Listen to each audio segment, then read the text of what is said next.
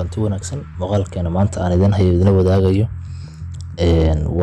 wuxuu qusaynayaa sidaad ujeedaan ninkaas soo galay guriga waa nin tuug ah waxa uu rabaa inuu dhaco gurigaas oo uu jabsado oo wixii yaalo hantiya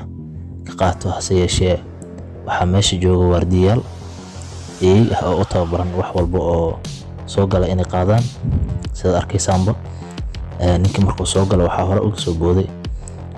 eeyalkeed u tababarnay mid kamid ah ayaa dib dhiganaya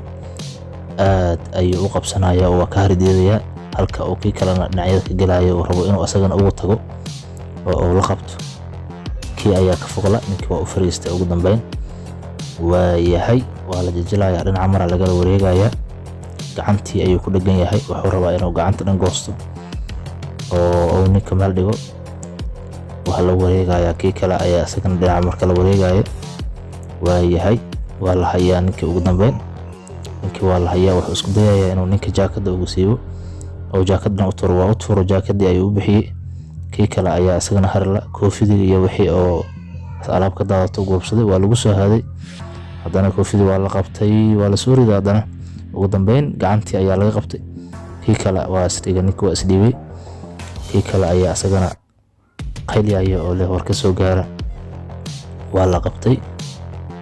waa la riixaya ninkii gacan ayaa lagu dhagan yahay feer ayuu iskala bilaabay waa yahay ninka tan haysata ujeedaan in ayaa asagana daaqada ka soo fiirinaya isku dayaya ninkan xaaladihiisa uu fiirinaya waa la yaaban yahay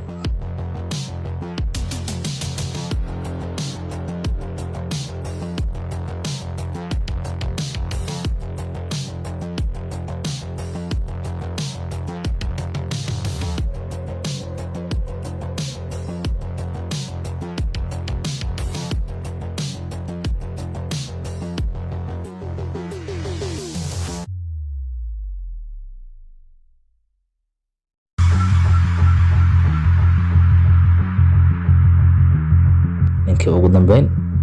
meel xum ayaa lagu dhuftay waa la qabtay waa la riixaya waa la jidaya